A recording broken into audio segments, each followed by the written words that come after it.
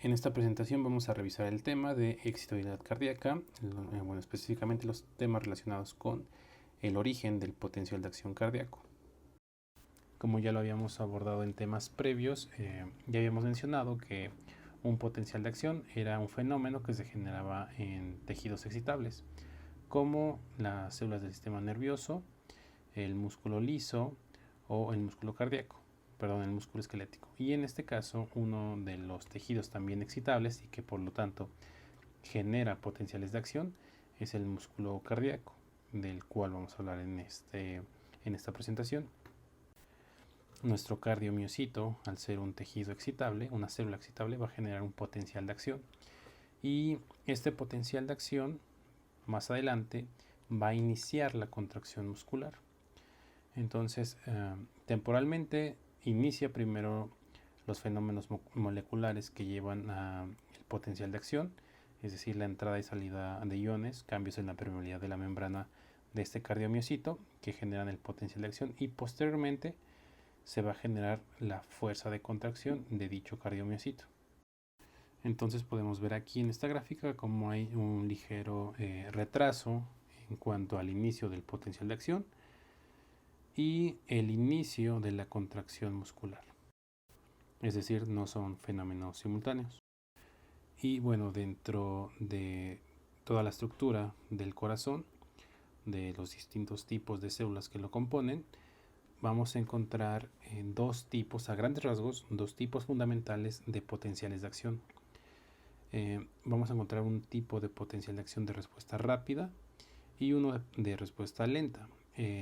El potencial de acción de respuesta rápida lo vamos a encontrar en la gran mayoría de las células del corazón, es decir, en tejido como ventrículos, ambos aurículas y tejido especializado, que sería el haz de His y las fibras de Purkinje, que pues básicamente es la mayoría de toda la estructura del corazón. Y por el contrario, el potencial de acción de respuesta lenta, lo vamos a encontrar solamente en dos regiones, el nodo sinusal y el nodo auriculoventricular. Vamos a encontrar diferencias entre cada uno de ellos. De este lado, en estas gráficas, tenemos en la parte superior el potencial de acción de respuesta rápida, que como ya dijimos se encuentra o lo presenta en la mayoría de las células, y abajo el potencial de acción de respuesta lenta.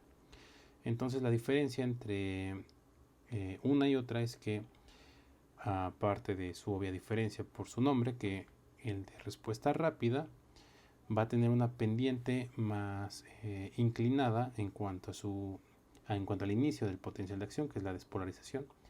Podemos ver como la pendiente es completamente vertical, o sea, el inicio, la duración de esta despolarización es inmediata, a diferencia de la respuesta lenta, que como podemos ver la pendiente de ascenso de la despolarización es más inclinada debido a que esta va a durar, más bien va a tardar más en generarse. Otra diferencia va a ser también la amplitud. La amplitud va a ser mayor en la respuesta rápida que en la respuesta lenta. En este caso de la respuesta rápida, como podemos ver, el potencial de membrana en reposo es más o menos de menos 85 y la despolarización que se genera va a ser hasta más 90 milivolts. En el caso de la respuesta lenta, el inicio, el potencial de membrana en reposo es ligeramente menos negativo, es decir, más o menos menos 70 y hasta igualmente más 10, más 20 milivolts. Entonces, eso quiere decir que la amplitud es mayor en este caso, en la de la respuesta rápida. Y otra diferencia es que, al menos la que es no tan obvia, es el caso de la respuesta lenta, va a ser más susceptible a fenómenos de reentrada. Esto quiere decir que las células que presentan este tipo de potencial de acción, que son la de los nodos, van a estar más susceptibles a fenómenos eléctricos que puedan llegar a alterar la propagación de estos potenciales de acción en estas células. cosa que no pasa, o al menos no de una manera no tan fácil, con las de respuesta rápida. Y a pesar de que hay diferencias entre las distintas zonas del corazón, aurículas con ventrículos, zonas izquierdas con zonas derechas, la clasificación más grande y que se puede realizar de forma más general es esta, de los potenciales de acción de respuesta rápida con los de respuesta lenta. Entonces, los que vamos a ver y los que se esquematizan de forma más habitual es el de respuesta rápida, porque es el que se encuentra en mayor abundancia entre los distintos tipos de células en las estructuras del corazón. Y el de respuesta lenta, pues ya vimos que su importancia radica en que se encuentra en los nodos, principalmente en el marcapasos del corazón, que es el nodo auricular. Y es importante, por lo menos a grandes rasgos, saber identificar la morfología que tiene cada uno de ellos. Como podemos ver ya estas diferencias, que una es más vertical o por lo tanto más rápida, una es su pendiente de despolarización es menos pronunciada, lo cual lo hace más lenta. Entonces estas características yo creo que hacen más fácil que se puedan memorizar y por lo tanto relacionar con los temas que vamos a ver más adelante. Y en este esquema tenemos representada el potencial de acción de respuesta rápida que ya habíamos mencionado previamente y sus estructuras. Y antes de hablar de cada una de las fases que lo representa, vamos a hablar a grandes rasgos de qué significa este esquema. Bueno, como ya habíamos dicho anteriormente, para hablar de un potencial de acción estamos hablando antes de un potencial de membrana en reposo o voltaje en reposo que tiene la membrana del cardiomiocito, es decir, cuando no está excitado. En este caso, nuestro potencial de acción está representado por una fase 4, que es el potencial de membrana en reposo, que sería esto. Es decir, cuando no está excitado se va a generar este voltaje, ¿no? Aquí también, y eso es la continuación. Esta zona, que es la que se denomina potencial de membrana en reposo, cuando no hay excitación, se genera por permeabilidad de la membrana a ciertos iones. ¿A cuáles iones? Al igual que en otros tejidos excitables, va a ser mayormente por la mayor permeabilidad que hay de la membrana celular hacia el potasio. Y esto propiamente es el potencial de acción, la despolarización y la repolarización que se va a generar posteriormente. Y como les digo, antes de mencionar cada una de las fases y que conllevan cada una de ellas, a grandes rasgos hay que tener en cuenta que el potencial de membrana en reposo de nuestro miocardiocito, que es aquí, es de aproximadamente menos 85 milivolts. Y una vez que se despolariza, es decir, que se vuelve positivo, que pasa de negativo a positivo, llega hasta más 20 milivolts. Y esto son fenómenos que dependen de conductancias de la membrana a distintos iones. ¿Cuáles iones? Hacia el potasio, hacia el calcio y hacia el sodio. Y nuestro potencial de acción va a constar de 4 fases. La primera de ellas es la fase 4, que corresponde al, o sea, el inicio y el final es una fase 4, que es el potencial de membrana en reposo. La despolarización corresponde a la fase 0. Posteriormente viene una fase de repolarización breve, que es la fase 1. Luego un periodo de meseta, que es la fase 2. Y luego una repolarización ya hasta el estado basal, que es la fase 3. Y nuevamente el potencial de membrana en reposo, que es la fase 4. Entonces, como el potencial de membrana en reposo es la fase 4, vamos a empezar hablando de esta fase. Este esquema es pues bastante simple porque bueno, nos indica a qué voltaje es el potencial de membrana en reposo y hasta qué voltaje se genera la despolarización. Como ya dije, estamos hablando de la fase 4, entonces estamos hablando de un potencial de membrana en reposo, es decir, sin excitación. Entonces, ¿cuál es el origen de este potencial de membrana en reposo? Va a ser generado por conductancia, al igual que otras fases, por conductancias de iones. ¿Qué iones? Como ya dijimos, sodio, potasio y calcio. La concentración intra y extracelular de estos iones es muy similar a la de otros tejidos. Tenemos una concentración extracelular de sodio de 145 milimolares y una concentración intracelular de 10. En el potasio va a ser lo contrario, vamos a tener mucha mayor cantidad de potasio dentro de la célula, que va a ser 135 milimoles, contra 4 milimoles del tejido, del espacio extracelular. Y en el calcio también vamos a tener mayor concentración extracelular que intra. Entonces, en un estado de reposo, la célula, el miocardiocito, va a ser más permeable hacia el potasio. Esto va a permitir una difusión continua de potasio dentro de la célula hacia afuera, solamente por difusión, por diferencia de gradiente de concentración. Al tener mayor concentración dentro del líquido intracelular, como se muestra aquí, pues este gradiente va a generar que por difusión salga el sodio hacia el espacio extracelular. Esto solamente en un periodo de reposo. Y justamente debido a que el potencial, a que la conductancia del potasio es mayor que la de otros iones en un estado de reposo, esto genera que dicho potencial de membrana en reposo sea más cercano al potencial de equilibrio del potasio, porque es más permeable hacia dicho ion. Entonces, en esta fase 4, que nos estaríamos ubicando aquí, un estado de reposo, podemos ver cómo, bueno, en este esquema de abajo se muestra el movimiento de iones que hay en dicha fase. Entonces, en la fase 4, que es de reposo, vemos cómo hay movimiento de potasio desde el líquido intracelular hacia el líquido extracelular.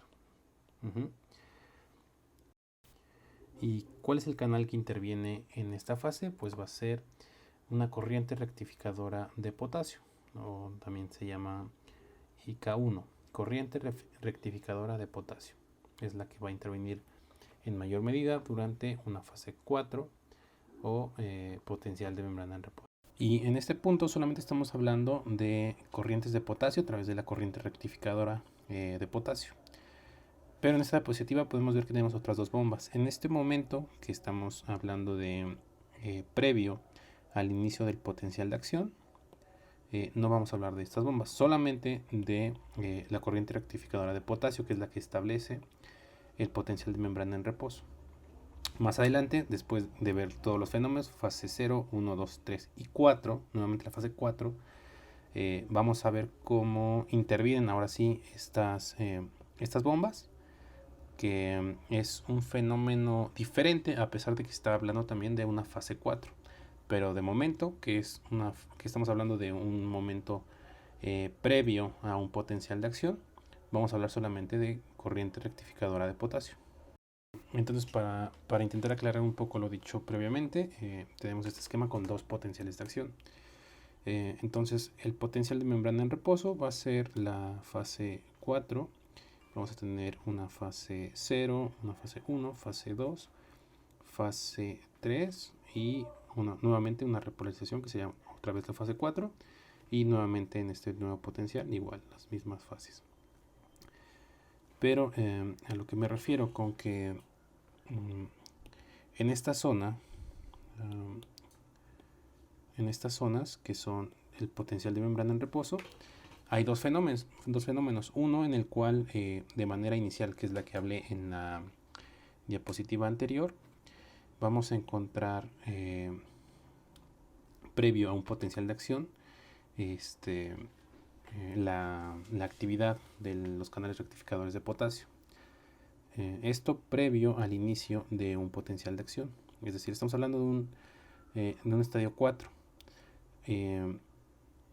Y luego de que se genera el potencial de acción con todas las fases que vamos a hablar más adelante, estamos nuevamente en un potencial de membrana en reposo, pero a pesar de que estamos en una repolarización, va a haber otros canales implicados, de los cuales vamos a hablar más adelante, que en este caso va a ser la bomba sodio-potasio TPasa y una bomba de calcio-sodio, ¿vale? Entonces puede ser un poco confuso, pero si lo vemos de manera secuencial, la primera parte, previo a un potencial de membrana en reposo, vamos a encontrar el canal rectificador de potasio, que es fase 4. Después de dicho potencial, nuevamente en una fase 4 vamos a encontrar un canal o una bomba sodio potasio TPasa y una bomba sodio calcio, a pesar de que estamos hablando también de una fase 4. Y posteriormente, ya nos habíamos encontrado aquí, ahora se va a generar el potencial de acción. Esto frente a un estímulo, como al igual que en otros tejidos excitables, los cuales ya hablamos, como las neuronas. Un estímulo que genera una despolarización y me haga llegar a un umbral, va a generar un disparo que va a ser el potencial de acción mediante la ley del todo o nada igualmente, y va a generar una despolarización, es decir, de volverse negativo el líquido intracelular, bueno, el espacio intracelular se va a volver positivo.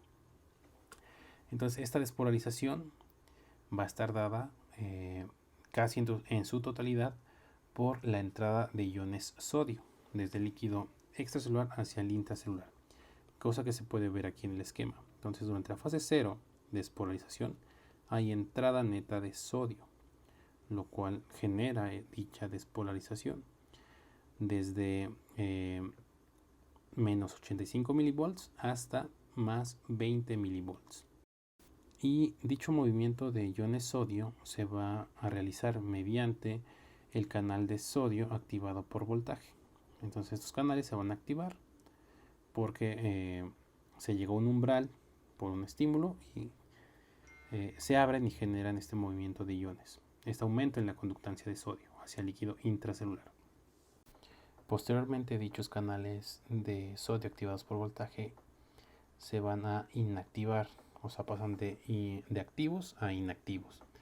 Esto quiere decir que durante esta fase que están inactivados no se pueden volver a abrir, no importa el tamaño de estímulo que haya. Pero durante la repolarización van a pasar de estar inactivados a estar en un estado de cerrados. La diferencia entre que estén inactivados y que estén cerrados es que durante su estado de cerrados se pueden volver a abrir únicamente cuando haya un estímulo más fuerte del que inició previamente dicho potencial de acción. Entonces en esto radica el periodo refractario. Es algo muy similar a lo que ocurría con el músculo esquelético o con las neuronas. En el periodo refractario eficaz va a ser cuando estos canales de sodio activados por voltaje se encuentren inactivados, porque no va a haber forma de que se vuelvan a abrir. Pero una vez que pasan a estar en un estado de cerrados, se pueden volver a abrir únicamente con un estímulo mayor del que generaría su apertura de manera habitual. Y en este periodo es el periodo refractario relativo. Y después tenemos la fase de repolarización precoz, que es la fase 1, ¿no? Entonces íbamos aquí y hubo una despolarización. La fase 1 es este pequeño descenso inicial, que es repolarización o repolarización precoz. Y esto se va a deber a la salida de iones potasio desde el interior de la célula hacia el exterior. Y esto va a ser mediante una corriente transitoria de potasio. que es lo que tenemos aquí. Básicamente es solamente por eso la repolarización inicial, fase 1, se debe a la salida de potasio desde el interior de mi miocardiocito hacia el líquido extracelular. Después tenemos la fase 2, que nos encontramos aquí, repolarización precoz, y luego la fase 2. La fase 2 se caracteriza por ser una meseta. Vemos cómo se había generado una repolarización y luego se genera esta meseta que es la fase 2. Esto se va a producir porque, aunado a la salida de potasio que ya habíamos de la que ya habíamos hablado, que generaba la repolarización, se va a contrarrestar con una entrada de calcio. Entonces, mientras continúa saliendo potasio de la célula, al mismo tiempo va a entrar calcio, es decir, se van a contrarrestar estas conductancias, este flujo de iones, lo cual me genera esta meseta, lo cual se puede ver en el esquema de aquí abajo. Entonces, al mismo tiempo que hay un flujo de potasio, que son cationes, hacia el líquido extracelular, también empiezan a entrar cationes calcio hacia el líquido intracelular. Entonces, el hecho de que se contrarresten estos flujos de cationes, que son los dos, me genera esta meseta. Y la entrada de calcio se genera por un tipo de canales que se denominan canales de calcio tipo L, que tenemos dos tipos de canales de calcio en el corazón. Los tipo L son los que se encuentran con mayor abundancia en el corazón y se denominan tipo L porque son de inactivación lenta o de larga duración, porque una vez que se activan y se abren, para que pasen de un estado de activación a inactivación es mucho más lento que los otros canales, que son los tipos T, que son los transitorios. Estos canales tipo T son su cierre es mucho más rápido que los tipo L, pero los que hay con mayor abundancia y por mucho, y de los que más se hace referencia porque es de hecho el blanco farmacológico de muchos medicamentos, es los tipo L. Posteriormente, en la fase 3, que es la de repolarización, va a haber un cierre de los canales de calcio tipo L que ya habíamos mencionado, y va a continuar la repolarización por la salida de potasio. Esta zona de repolarización es por salida de potasio, que podemos ver aquí. Entonces, al salir potasio, que es un catión, me va a generar una repolarización de mi espacio intracelular o de la membrana plasmática. Y aquí volvemos a un potencial de membrana en reposo, nuevamente la fase 4, que esta es justamente la misma diapositiva del inicio, pero aclarando las diferencias de las que hablé anteriormente. Entonces, previo a la repolarización, volvemos a un potencial de membrana en reposo, que es la fase 4, y bueno, se podría pensar que a pesar de que ya hubo una repolarización y que la membrana volvió al mismo voltaje que tenía previo al potencial de acción, la concentración de iones en ambos lados de la membrana es lo mismo que se había generado, o bueno, que estaba establecido previo al potencial. Pero esto no es así porque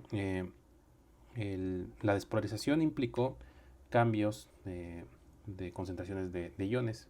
Es decir, entró sodio, hay más cantidad de sodio dentro de la membrana y hay mayor cantidad de potasio fuera de la membrana. Es decir, está justamente invertida esta concentración. Por lo tanto, a pesar de que el voltaje ya es el habitual, el de reposo, la concentración de iones no es lo normal, está invertido. Entonces, para que el potencial se restablezca, no solo en voltaje, sino en cuanto a concentración de iones, tienen que intervenir otras bombas, que en este caso ahora sí vamos a hablar de la bomba sodio-potasio ATPasa, que es la que va a sacar los iones sodio que tengo dentro de mi membrana y va a meter iones potasio para restablecer la misma cantidad que yo tenía de iones, justamente lo que habíamos visto en esta tabla. También va a haber otra bomba implicada, que va a ser la bomba sodio-calcio. Y en este punto no vamos a hablar del canal rectificador de potasio, sino que más adelante es cuando se va a activar. Entonces, de una forma en la que se restablece el potencial de membrana en reposo, no solo en voltaje, sino en concentración de iones, es debido a estas bombas sodio-potasio TPasa, al igual que otras células excitables, y una más específica, que es la bomba sodio-calcio. Y nuevamente se volvería a generar otro ciclo. Y sería relevante recordar que todos estos fenómenos que vimos, de acuerdo a la morfología, estamos hablando de potenciales de acción de respuesta rápida, que son las que se encuentran en la mayoría de los tejidos en la mayoría de las células del corazón, atrios, ventrículos, ¿no? Exceptuando a los del nodo sinoauricular y auriculoventricular, que son los que presentan los de respuesta lenta. Y en este video se muestran los dos tipos de potenciales de acción, el de respuesta lenta y el de respuesta rápida. Hay que recordar que los de respuesta lenta, que van a ser las células que se encuentran en el nodo auriculoventricular y el sinusal, son los de respuesta lenta, y los demás tejidos, las demás células de atrios y ventrículos, fibras de Purkinje y haz de His, son los que presentan la respuesta rápida. Y aquí lo podemos ver. Nodos, respuesta lenta, demás células, respuesta rápida. Y vemos como la morfología de la respuesta rápida es la que habíamos visto, con sus fases claramente definidas. Y por el contrario, en los de respuesta lenta podemos ver las características de una pendiente menos inclinada, dándole la característica de que sea más lenta. Y las fases no van a estar tan definidas, más bien algunas de las fases se van a perder en comparación con las de respuesta rápida.